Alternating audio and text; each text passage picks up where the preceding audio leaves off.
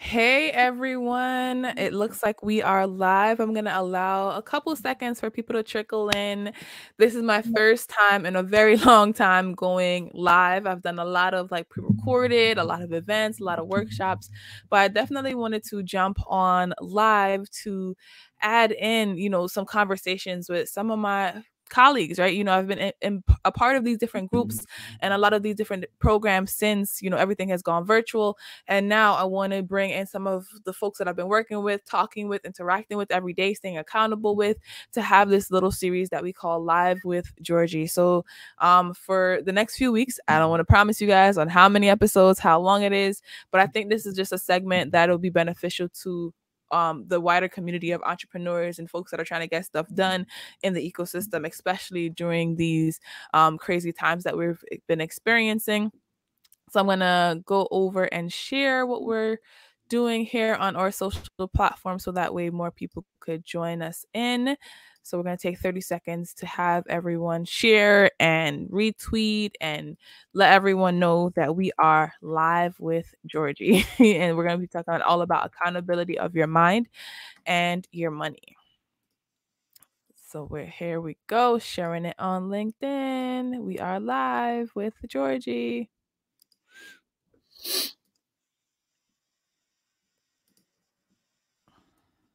Okay, so I'm sharing on LinkedIn as well. Awesome. I'm tagging you and Jennifer. Ooh, so I'll get on LinkedIn and share as well. Awesome. All right, and we're gonna just dive right in, and as people trickle in, definitely guys, ask some questions. Let us know what you are thinking about, how you've been thinking about money, how you've been thinking about interactions, how you've been thinking about different experiences that you've been going through because of this crisis, and how you've been leveraging that and staying accountable to yourself. So to start off, I'm just gonna give like a quick little introduction. My name is Georgie-Ann McCoy, but most people call me Georgie, and my business and brand is all about getting shit done, and that just means execution. So I call myself the execution strategist, and I run a consulting agency, GSD Solutions, and I have my personal brand, GSD with Georgie.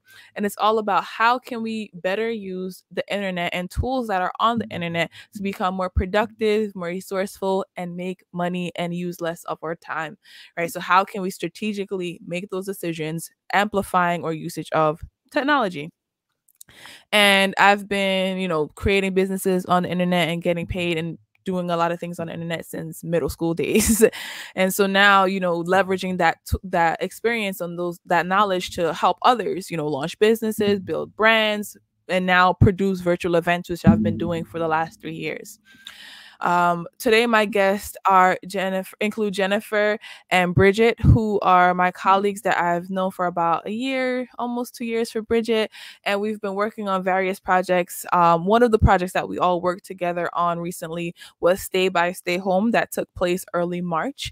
And that was right when folks, were like, okay, this COVID thing, what's happening? I'm not sure. People were still going to work. There weren't any full-time stay-at-home orders in place, but we saw that South by Southwest got canceled, and it was like an opportunity to say, hey, we know a lot of you guys were planning to go to South by Southwest. How can you still interact? How can you still engage? How can you still make something happen in that space and bring people together virtually? So because of my virtual event experiences, I decided to put on this event, put on this workshop, and loop in Jennifer, Bridget, Daniel, who's going to be joining us a little bit later, to make this happen, to actually execute and get this done. So to kick it off, Jennifer, please introduce yourself. Let us know, a little bit about you and your background. Yeah, so my name is Jennifer, and I'm very new to this entrepreneurial space. That's actually how I met Georgie, because I worked in tech before and realized, had this premonition that like I wanted to do more and have my own business, use business as the medium to kind of change the world. To be the world that I want to see. And so I reached out to Georgie because, she was getting things done. And I just saw that she was always active, always doing stuff. Definitely knew a lot more than I did about running a business. So I reached out to her and asked to basically assist her for a week or so and just offer some help and watch what she's doing. And I can learn just by seeing her. And I definitely have. I was thinking about that today in the shower. I was like, I learned a lot from Yeah, Georgie. she just messaged me.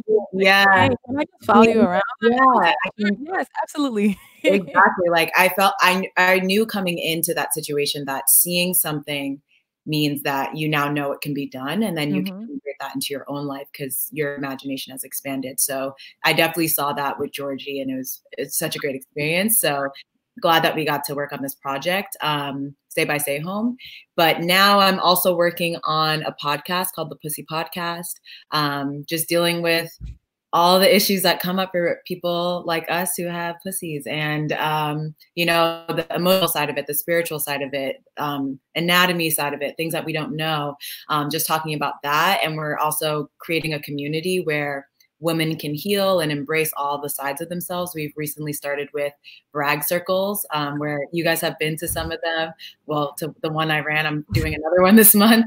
But yeah, bringing women together to find and talk about what is right about ourselves, because we usually don't do that, or we're scared to do that, or we feel threatened to do that. So coming together to talk about that is really powerful. And so that's the work I'm getting to do now through business, and it's exciting. Wow, absolutely. And the brag circle, guys, I think she didn't brag enough about the brag circle. It was an opportunity to literally go to a space where you could just brag and talk about all your experiences without feeling judged or feeling, okay, maybe I shouldn't say all this stuff that I'm working on and all this stuff that I'm getting done. It's like, no, talk about it.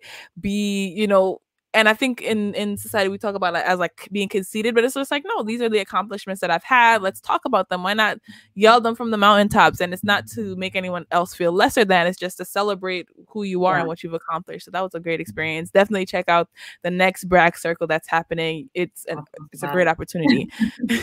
Bridget, let's hear all about you. What are you about? What do you work on? Tell us about yourself. Yes, so I took good notes from the brag circle that I attended. I think I can do this introduction pretty well. Thanks, Jen. Woo, yes. So I am a data scientist, entrepreneur, and writer. My bread and butter is kind of using data to understand social issues, especially in communities that matter to me. So being the Black community in the United States or the African community in Africa. So I've used this time to really kind of look at the health impacts, employment impacts of COVID, the pandemic, on people of color, whether in Ghana or in the United States. I've also had the opportunity to kind of speak extensively about the importance of data during this time. As every single person is online right now, we have more data than we have ever had available to us. So some of what I'm thinking about is, how do we get business, African Americans, Black people, really tune into some of the data that they could have access to by virtue of people being online at this time, and using that information to further their businesses. Aside from that, I write extensively about my work. I also have a YouTube series where I interview people in my network about almost everything. I mean, for me, there's so much intersection, and I love to be in that middle of everything, like how faith, how understanding our, I have such a hard time saying pussy power, but yes, say it. But how femininity, pussy power, all of these things are interconnected with data, with economics. I mean, we don't live in silos, right? We live in this intertwined kind of environment where everything is talking to and intersecting with each other. So that's what my YouTube series, also now a podcast, focuses on. And then finally, I have a book about returning home to Ghana that I would really appreciate everyone to check out on Amazon, which is called Should I Return? So that's a little bit about me. And I look forward to this discussion. Awesome. Thank you. So as you guys could tell already, Bridget and Jennifer are some real doers that are out here, like, really getting it done. Like these ladies, like, they challenge me on a daily basis. Like,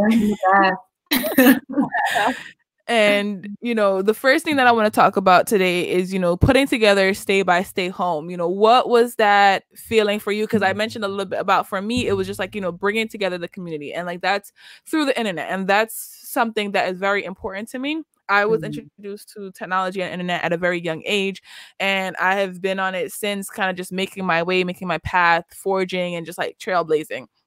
But oftentimes to outsiders and other people, they're just like, we don't need a computer. We don't need a laptop. We don't need the internet. You know, people just are focused on like social. So what was your reason behind like, yes, this is the time, this is the perfect opportunity. We need to do stay home when you decide to join, like, and making it happen. And we can go backwards this time. So Bridget and then Jennifer. Okay.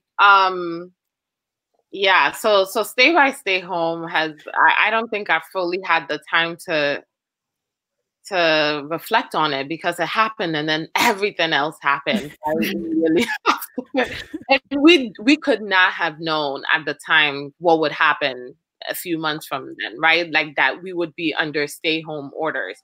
At the time, it just seemed like an opportune conversation to have about what the future of work could look like, what our societies can look like, as things were beginning to respond to the pandemic. We did not expect that this would become the new normal for a long time.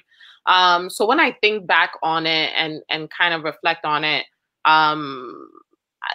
for me, as I look at it now, it's like being in Ghana, being in the US, right? This has kind of made me being here become normal. Initially, it was like, oh, well, you know, in order to contribute to your community or wherever you, like where I grew up or whatever, it felt like you had to be on ground, right? People are like, why aren't you there? But now no one is there, right? So now it's become completely normal. And that has really elevated, kind of removed a lot of the burdens I had about where I wanted to stay, because my immediate family is in New York, and then my the work I felt pulled to do was in Ghana. But being here and being able to do it through platforms such as, you know, Remo that we experienced, really opened up the space for what's possible. So in terms of like why I decided to do it, I thought it was opportune. I thought the conversation needed to happen. We could kind of see what could happen, but we didn't know the full scale, so we did it. But since then, I think it's wonderful that it has become the new normal, right? That you can be anywhere in the world and you can work on the things you care about for whatever community. And different people will join in, and as a global community, it's now okay to not be on ground, and to still contribute your quota. Yeah, I love that. And you know, I really resonate with that fact of like not being on ground, or just like being in different communities, because I think oftentimes, like, when you are so like interconnected with different communities and different regions and different folks, you feel like what does it seem like, the nervousness, and you feel like the force to say, okay, if I'm not there, I'm not a part of it, or I don't belong here, or just like you feel like an outsider, but it's actually like home, right? And you know, I definitely experienced this a lot myself, where it's just like, am I supposed to be here? Am I like, you know, is this really like my community? Is this like really me being me, and am I missing out on something if I'm not physically there with everyone else? Or is it just like, it is what it is, and like, how can I transition those periods? So yeah, so I definitely love that. And it's like, you know, and it's funny, I used to tell people I lived in the cloud because it's just like, I moved a lot. I was in different cities and different states, and most of my work, like 90% of my work, did not require me to be in a physical location. So I would say, you know, I live in the cloud, and now it's like everybody else kind of moved in. I'm just like, why y'all here? We're in your space now. Yeah, I'm just like, it was so much fun living in the cloud, but now everybody live in the cloud. I'm like, I'm gonna go back down there. Like, but it's been, you know, it's been great, and it's a great opportunity all around. So, you know, Jennifer, let us know, what was your reasoning behind being a part of Stay Home? Well, I think it was pretty close to like when we had met. It was like a little after. And I had been like helping you out in different ways. And so when I saw that, I just thought it was a good idea. I was just like, yeah, things are closing and I want to help out. People do need a way to connect, and I want to see kind of what happens from this. So I remember just like seeing Dan's post specifically like blow up. Like, it felt like he posted it 1 second, I like liked it, and then I was like, oh, that sounds really cool. I should ask Georgie like if she needs help or something like that. And then it blowing up. And I was like, oh, I should really help out because there's a lot of people too. And so I just asked like, hey, how can I be of service and help out? And so I ended up, which is great because it introduced me to Remo, introduced me to you guys, introduced me to just what is possible, because never, I don't know if you guys thought it would blow up to like 200 people signing up or not, but in my head, that wasn't like feasible. And so to see it happen, to see it, you know, to be a part of like helping it out, of helping you guys execute on the idea was really exciting to me. And yeah, just wanting to get my hands dirty with like business and seeing that as like turn from like a Twitter post to like a business was really cool. Honestly, I was just interested in that. So yeah. Awesome. And that, you know, thank you so much for sharing that, because I think it was very essential for that stay home to happen. And it's so funny how, right, like we use that name and now it's like, oh yeah, I really got to stay home. Like you're not going anywhere. This is it. Yeah. This is where you participate. So it was meant as like a pun, as just like a suggestion almost. And then now it's like, okay, 2 months later, wait, actually March, April, May. Okay. So 2 months, almost 3, and who knows how much longer. Yeah. We're gonna have to be here. And you know, we're gonna talk now about like breakfast and build. So that's an accountability system that we implemented after stay home to kind of keep our minds right and keep each other accountable. And I'm going to also invite Tasha to the conversation. Tasha is a financial expert. So after we talk about breakfast and build, Tasha is going to talk about, you know, how she's been accountable and like keeping others accountable to the money ecosystem. So Tasha will introduce you just in a moment. So, you know, Bridget and Jennifer, like, I know before we talk about breakfast and build. So breakfast and build, we started after, stay home. It's a daily accountability session that Bridget, Jennifer, Daniel, and a few of our other friends and colleagues and I have, where it's like we get on this call. It's a stand-up call, 9 a.m. every single day, Monday through Friday. And we're figuring out ways to automate and digitize that. But it's essentially this 30-minute call where we discuss what is our, you know, theme of the week or goal for the day, the deliverable that we're going to produce to say, yes, we accomplished that one specific goal. And then something fun we're going to do. Because at first we started with just like the goal and the deliverable, like, yeah, we're going to get this done. We're going to do this. But then I was like, we should have something fun in there. Like, we can't just be working, because as people that work in the global, the virtual ecosystem and the global ecosystem before all of this, it's, you know, folks, you know, there's like two sides of the spectrum. There's folks that don't have anything to do right now, and they are, you know, hungry for work, hungry for opportunities. And then there's folks that were in the tech ecosystem, the data ecosystem, the startup ecosystem, that their work has tripled. Literally, my work has tripled. And I'm just like, I don't got time for nothing at all. Nothing at all. I'm just working. I'm like, what are you doing? Working. What are you doing? I'm still working, doing more work. And, you know, I'm grateful for the work and the opportunity, but it's just like so busy. So we decided to throw in the fun thing. And, you know, tell us about how, you know, breakfast and build has impacted you, Bridget, and then Jennifer. And I'll talk a little bit about how it has impacted me. Yeah. So I think breakfast and build has been, you know, something that I had familiarity with when I did certain projects in the tech space where you had to do a stand up, but it wasn't for breakfast. It's like whenever you get into the office, you do a stand up. So it was really useful to kind of bring this exercise out of a project space into a space where you had people of diverse kind of professions speaking about the things that they cared about and how they were prioritizing their work.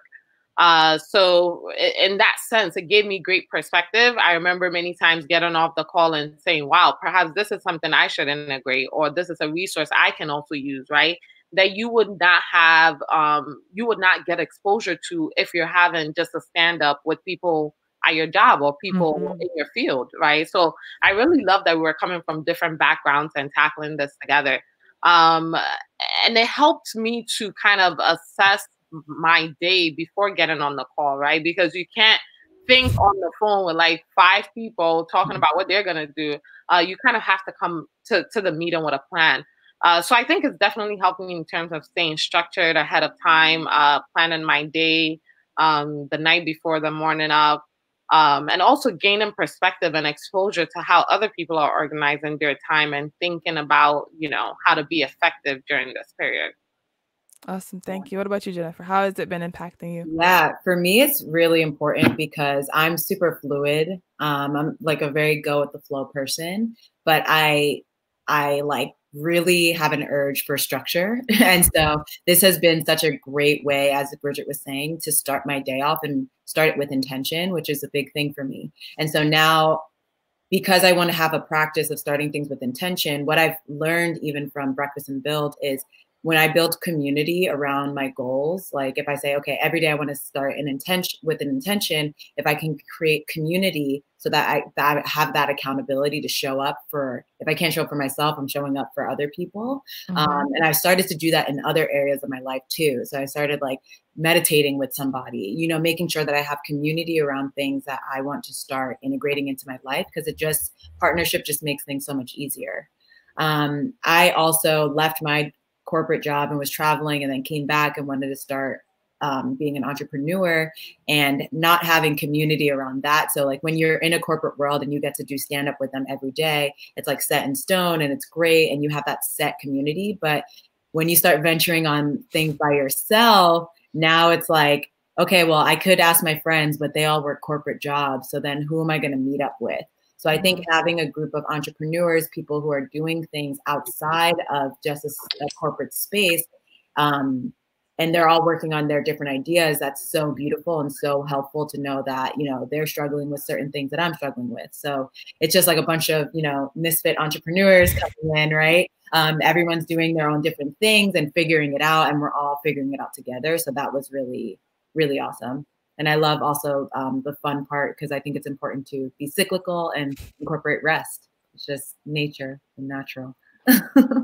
Awesome. Thank you. And for me, you know, being a part of the Breakfast and Build, it forces me to like, one, stay accountable, because I'm a person, I get a lot done, and I think there's a lot of opportunities now, and it's like so many things are so many places. So when I remember, okay, to narrow down, like I tell people all the time, try to focus on one thing, have that one big goal. And it's like now, you know, having other people that are like, Georgie, did you get this done?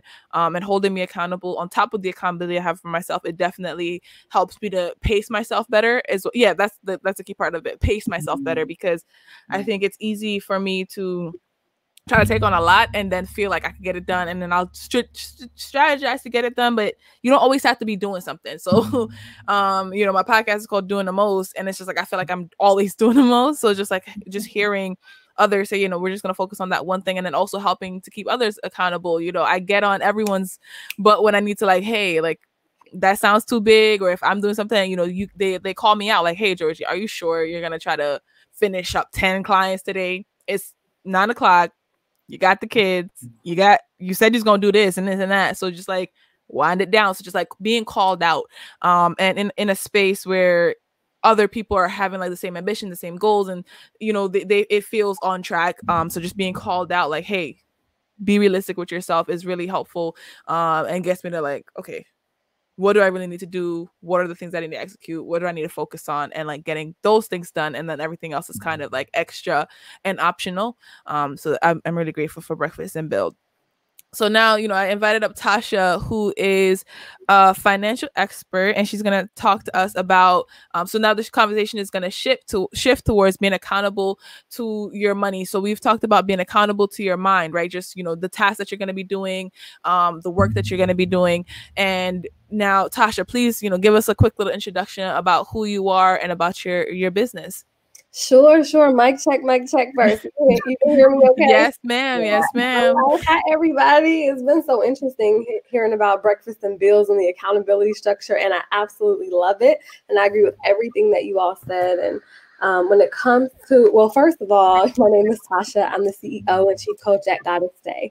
And Goddess Day is like Namaste. And it really just means that, you know, I acknowledge your power to create the financial future that you want for yourself. And whether there's a stay-at-home order or no stay-at-home order, you still have the power to create that financial future. And the reason that it's so powerful is because it is unconditional. And that's what I love about it. It's like no matter the circumstances, no matter the situation, no matter your background, you have what it takes to create the financial future that you want for yourself. And, you know, while it would be nice if other people would help us, nobody is coming to help you.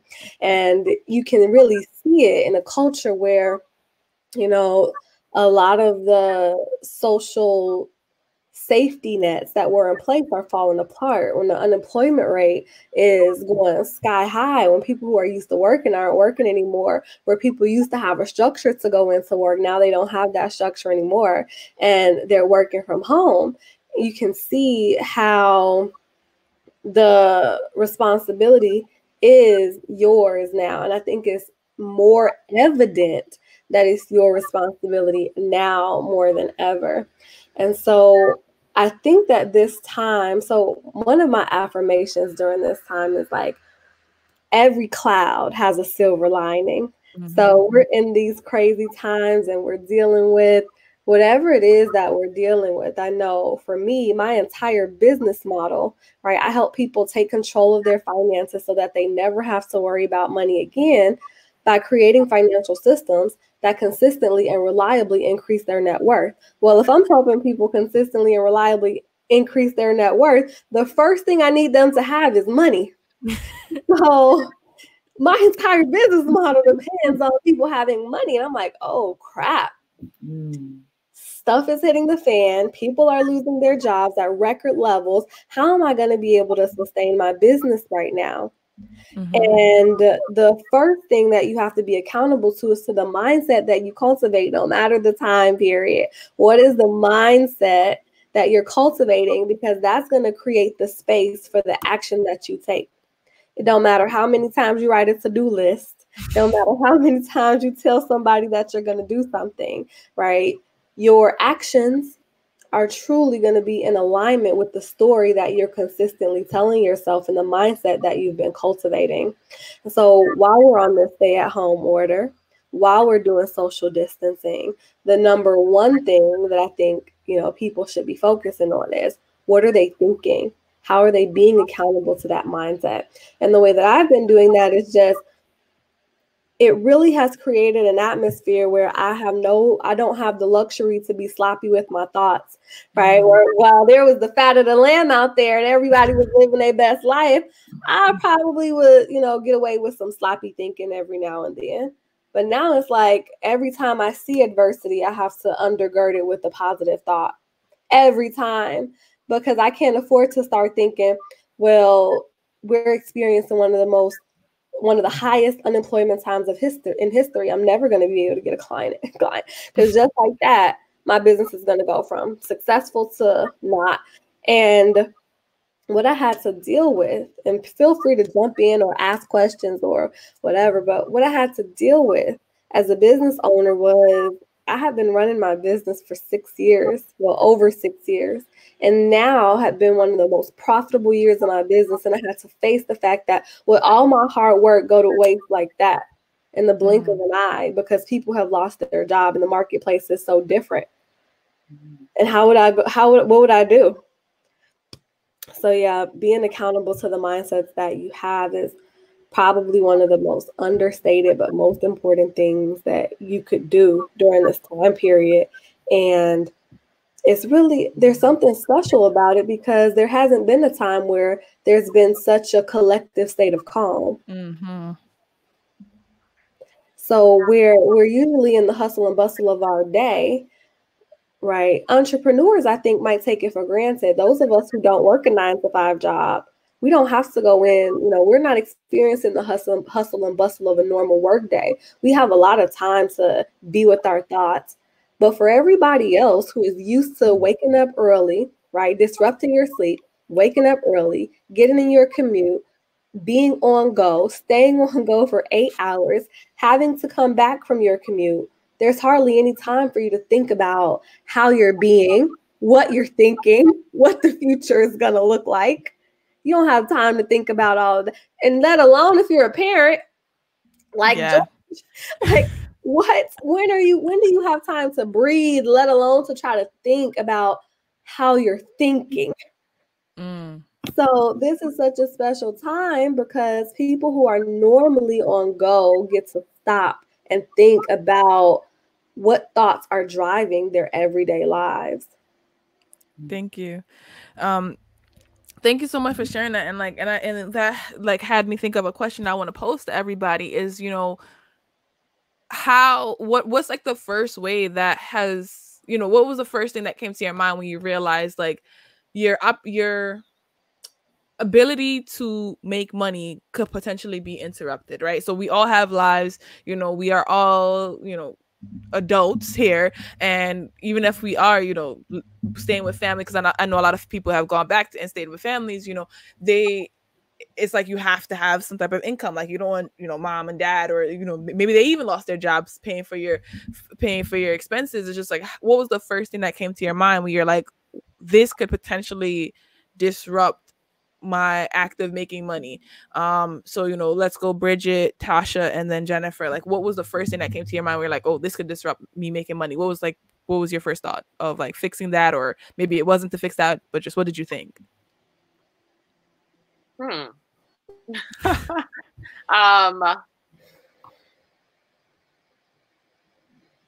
that.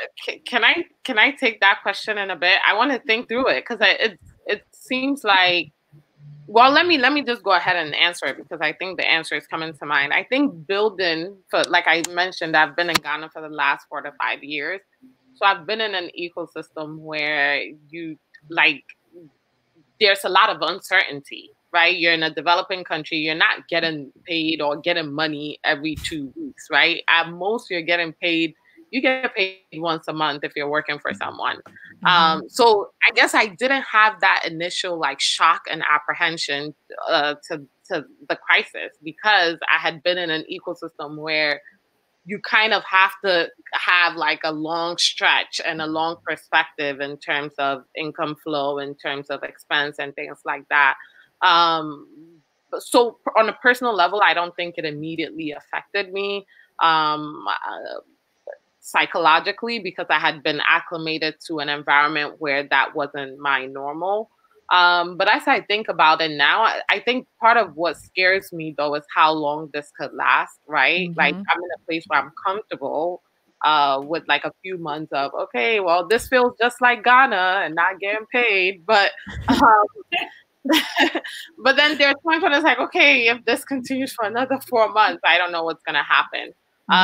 I definitely think my apprehension has less been in the short term and more in thinking about the implications of this, should this extend into like the next 6 to 12 months.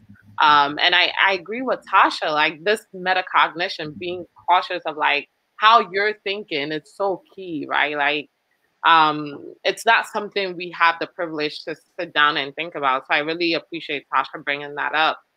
Because that ends up affecting everything. And I think that's where having accountability partners kind of helps, right? Because it's like they interrupt your thinking when you don't know you have it.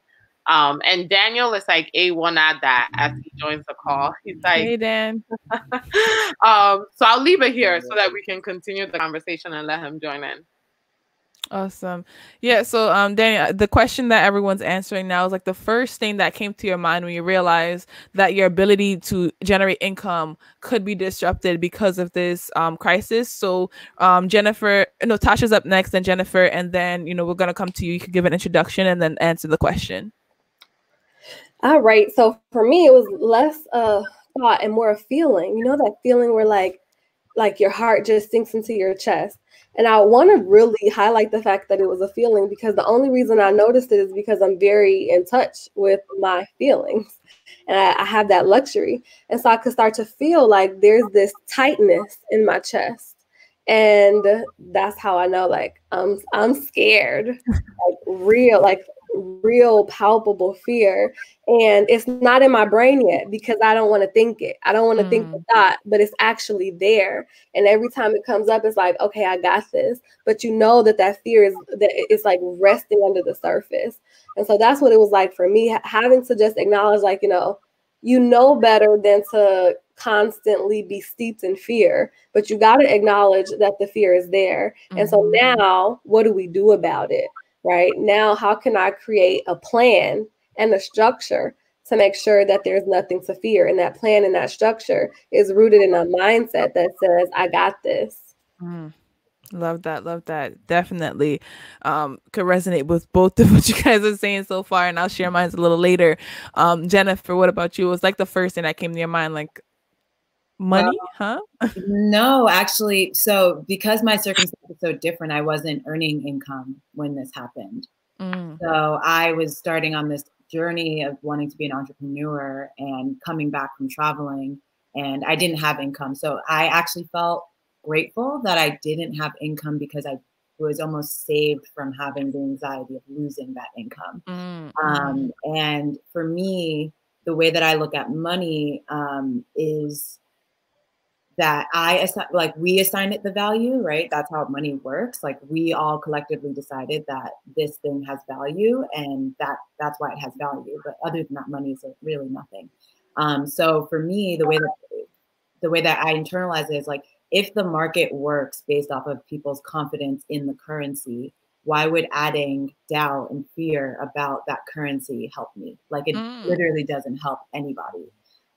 If that's the way that it works. So for me, I just kind of was like, oh, whatever. I felt honestly that this time, I feel like this time is like happening for me. Like I felt like a blessing because of the calm, because like I didn't have to run around and be chaotic and like think I had to do X, Y, and Z. Like it's very evident right now. There's like clarity in this chaos that this is what you need to be doing. And same thing for starting a business.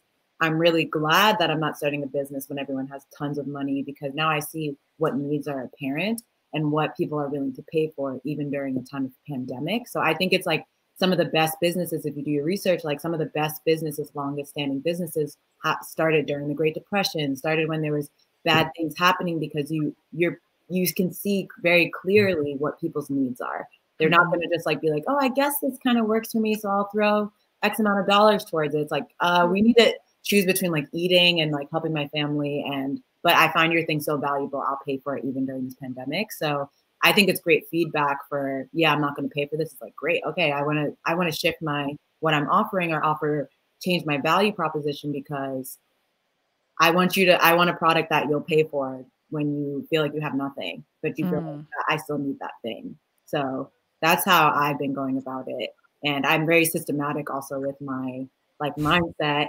And I have like multiple journals for different emotions. And I have an emotional to-do list of like things I need to do. Like I know this morning for breakfast and build, it was like, I have an aversion for social media, so I need to work on that. And it's like, just as much as like I need to do other tasks, it's like that important for me. So that's on about it. That's so cool. Yeah, I love that. And you mentioned like, removing doubt, and it reminded me of like I don't know if it was a scripture, but it's just like, or something I watched, maybe something on TV, but it was just saying that fear and faith can't occupy the same space, and I felt like that was like super powerful.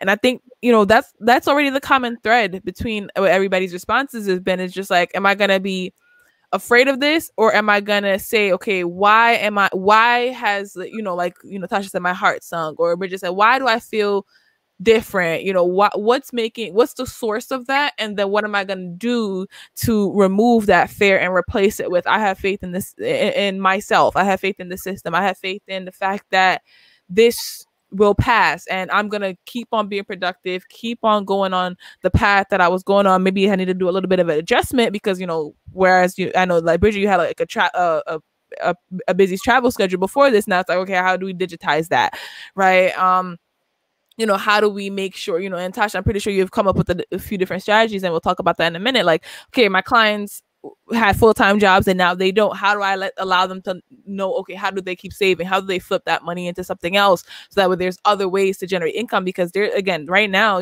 we've seen reports, Bezos is on track to being a trillionaire, and at the other side of the spectrum, some people have no food to eat. So just like, how do you figure out the world and like create valuable products and services so that way it's still around? People are at home and they have no money, but Amazon is making a killing. Like how is that possible? And like, what are the things that people are buying even on these platforms? Is it toys? Is it, books? Is it what is it? And like, how can I be of service in that space?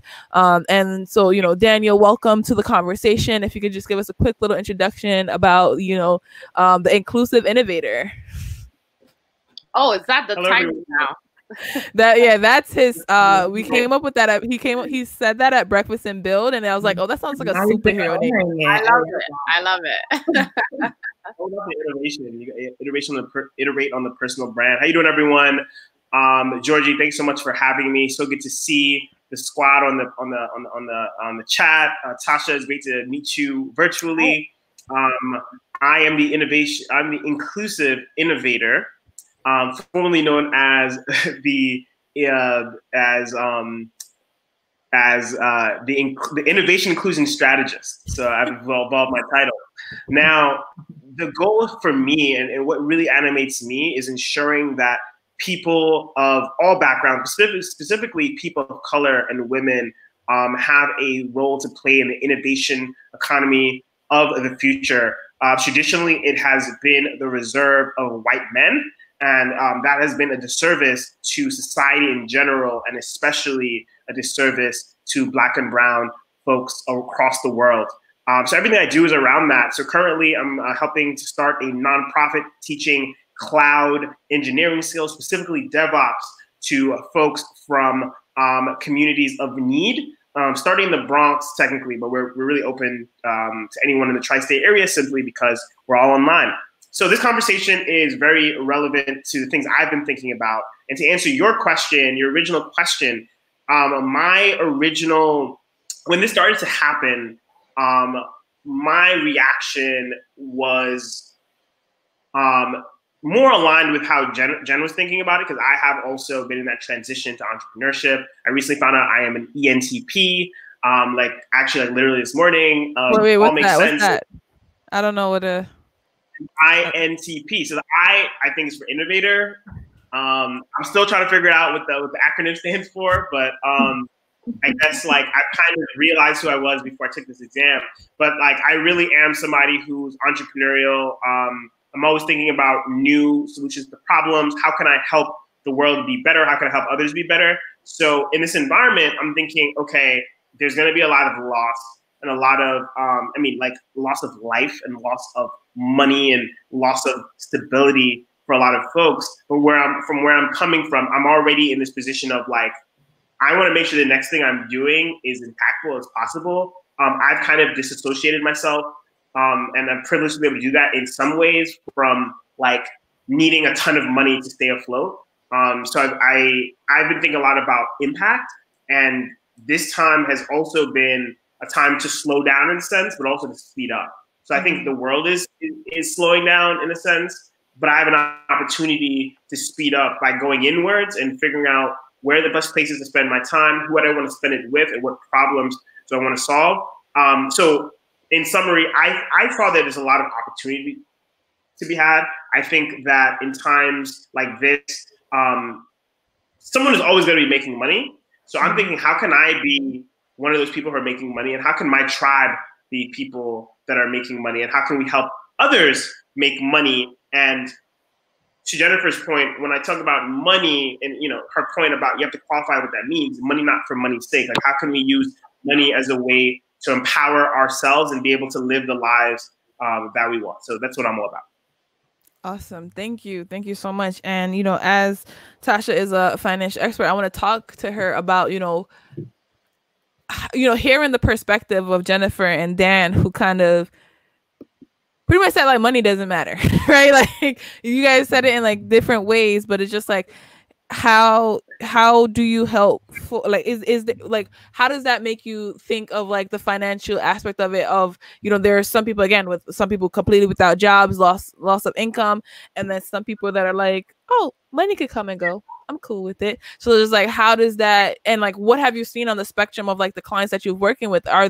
Did people have enough reserves, and how can people get to a point where they could say, if money coming in, if it's not coming in, I know I'm good, because again, we still have to live adult lives and wear clothes and pay our phone bills and things like that. So what kind of tips essentially do you have to, I kind of asked 3 different questions, but just to narrow it down.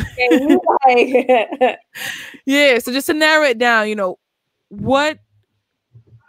how do you how do you think, one, do you think it's a good place for people to be in where they focus on value instead of income?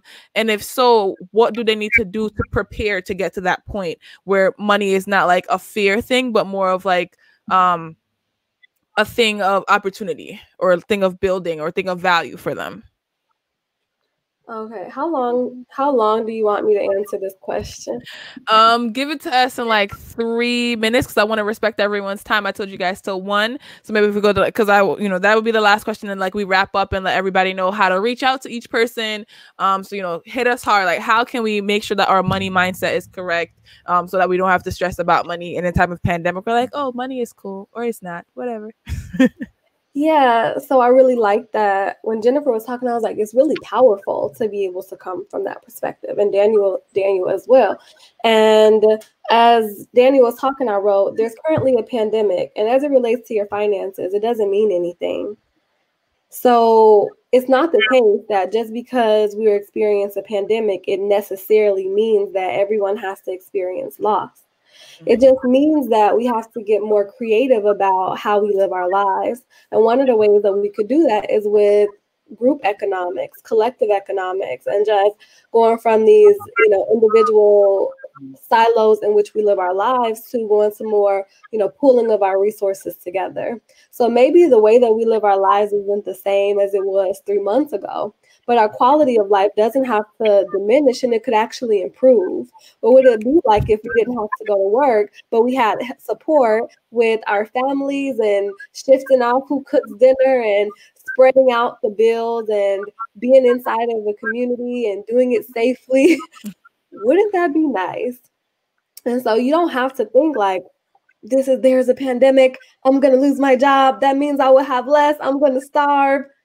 That's a perspective, and it's a place to come from. We're in a pandemic, and it doesn't mean anything for how you live your life.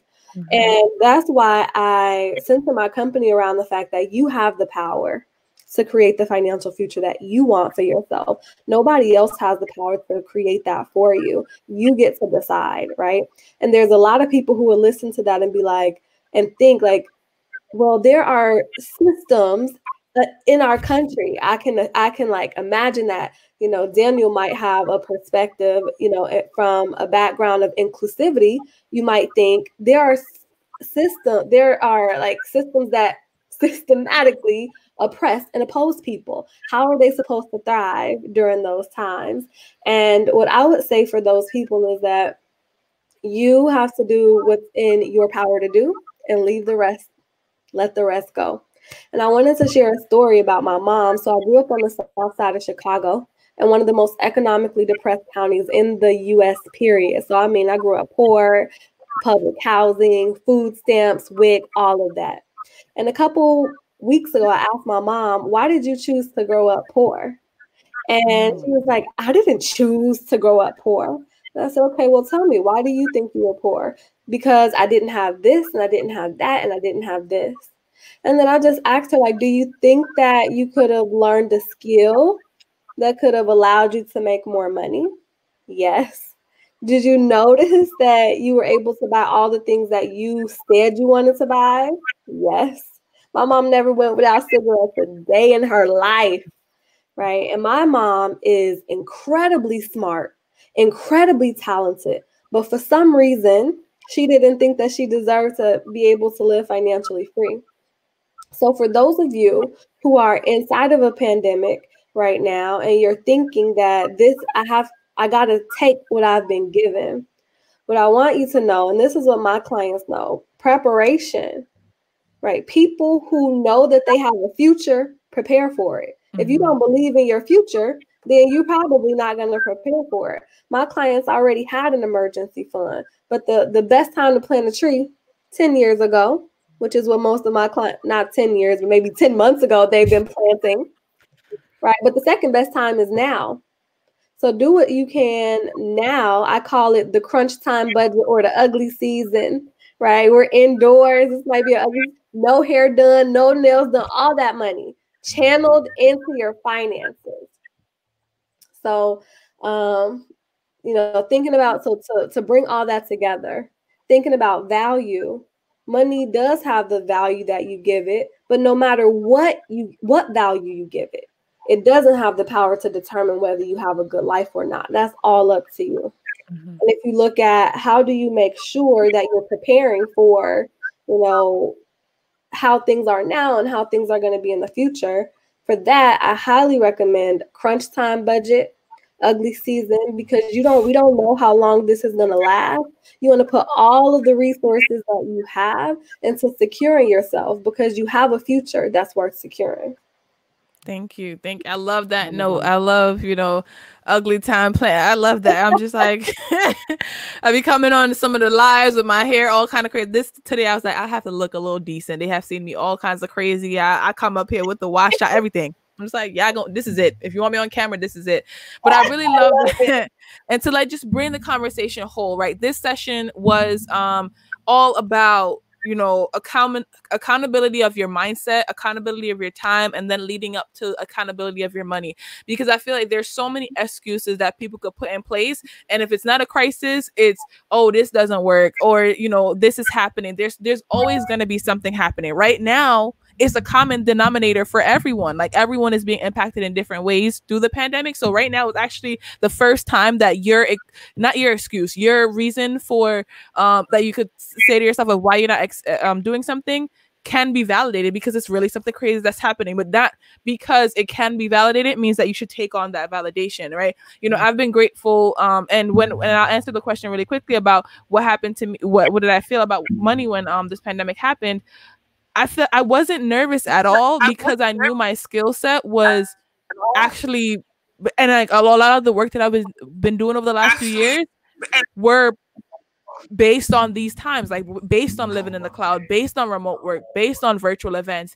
And so my door was just knocking and knocking and knocking for the first like few weeks of it. I was just like, I had a plan to record my podcast in March, and like that, it's going to be like laid back. And it's just like clients were literally knocking down my door for the first time in history. And I was just like, am I going to say, oh no, I can't do this because now I have the kids at home and it's a pandemic and people are, no, I pivoted and I shaked and I moved and I figured, okay, I'm going to move this. I have to cancel that. I have to upgrade this. But I made it work for me, because it's just like I could, this is the moment that I've been planning for. And I think, one of the quotes that we shared in Breakfast and Build was just like, don't complain about the what was it? Jennifer, throw in the quote real quick. What was it? I can't be mad that there's too much food on my plate and I ask to eat. Yes, I can't be mad that there's too much food on my plate when I ask to eat. Love that. I was just like, yes, I can. Like, and so just, figure out how to put some in some Tupperware, right? Put some to the side and pace yourself and just get through it. So, but it starts with having a proper mindset. It starts with being in the proper circles and being accountable and staying accountable and, getting things done.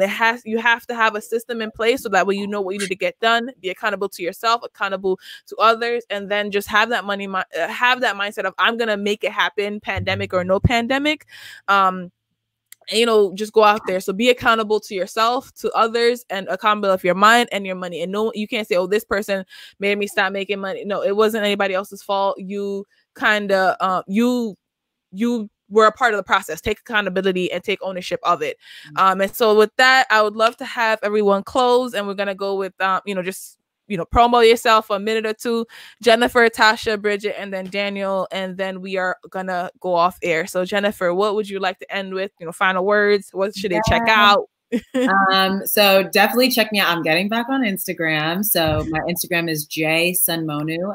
That's just it. So J as in Jennifer, Sunmonu as in my last name. But you can, in terms of like what I want to offer, I'm doing another brag circle. So if you have any issues bragging about yourself or feel anxious about that or have trouble seeing what's right about yourself, would love to have you reach out to me and join you in on the brag circle. Yes. Yeah. Oh, Tasha, you're on mute. You're on mute. All right. In there now. Thank you so much for having me, Georgie. The energy has been so great. I'm so glad to have met all of you. My name is Tasha Kinnard. So you can Google me, Tasha, Latasha, Kinnard, Kinnard. My website is goddessstay.com, GODESTE.com. And you can find how to connect with me on YouTube, on Instagram, on Twitter. And you can set up a free financial consultation if you want to get your whole life together so that when stuff like this happens, you are unshakable, unmovable, and unbothered. Then holla at your girl. And you can set that up on my website. Awesome. Thank you, Bridget. And I think we lost Dan. I'm gonna double check if he could come back and say his final words. Okay, I think he's refreshing. Go ahead, Bridget. Let us know. Okay, cool. So, you know, I would love to stay in touch. I am most active on LinkedIn, which I believe you tagged me in on this post as well. LinkedIn, Instagram, primarily. I talk largely about data during this time, community, Africa, opportunities there. So if you're looking for new opportunities to expand your thinking around, you know, what's going on, perhaps not for this moment, given what we're all dealing with, but perhaps in the very near future, as the world continues to open back up, definitely get in touch. My website is Boakye B, so my last name, BOAKYE, B.com. Thank you. Thank you. Sorry. Go ahead, Jennifer. Please also check out the Pussy Podcast. It comes out May 26th. Yes. Yes. And trust me, y'all, Jennifer is the real deal when it comes to just life and getting your femininity right and just getting your mind right. I'm just like, okay. I was hoping you said she's the real deal when it comes to pussies. You didn't want to say it, but that's what it is. I'm the real deal. Listen, I feel like I have enough vulgarity already. I already gotta say get shit done. Now I'm gonna just I can't even say it. Oh well. I'm here. I feel like Dan, welcome to the Pussy Show. Hey. They're gonna kick us off LinkedIn. So rebrand. You gotta change the upper right icon. Right. All right, Dan, your final words with closing out. How can people reach you? How can they find and get in contact with you and like just whatever projects you want to promote? 100%. So if you're interested in cloud computing, if you know anything about cloud computing, we'd love to rap with you. I mean, folks in the nonprofit space, always loving to learn from folks who've done it before. How do we do it the right way? Actually have impact and do what we came to do. Please connect with me on LinkedIn. So search my name, Daniel Adeyanju. That's Adeyan as in Nancy, Ju. Shoot me an email, first name dot my last name @gmail.com. On Instagram, I'm begreat at be.great. And on Twitter, I'm NYC Dan _. Dan, I'm gonna have to give you like a branded overhaul. Nobody's gonna find Dan. Like it's a lot. That's the number one thing to find you on. Dan is never gonna find. I mean, yeah, it's like, you know, different strokes for different folks. Come through however you want to connect with the man. Yeah, I heard that one. I don't like different strokes for different folks on the they want me bad as right? Thank you guys so much for being here. And I really wanted to just have this like little fun series because I feel like I've been doing so many different business things. I'm doing all these events, corporate events, and I just wanted to have like a space to just chop it up with folks and become the virtual Oprah of the 21st century. Ooh. So that's quite a range here. I am manifesting all the greatness. Oprah gonna be like, Georgie, can I be on your show? I'm like, yes, girl. Sure, I will allow you to be on my show. I will allow. I think that's. Let me talk to my staff. And you guys can find me on everything at GSD with Georgie. That's it. I don't have a long rap sheet, Dan. Impressive. And we will be back next week, Friday, same time, same place. We're going to be streaming probably at a couple different platforms. So we're definitely going to be on LinkedIn, possibly Facebook and Periscope, and maybe also YouTube.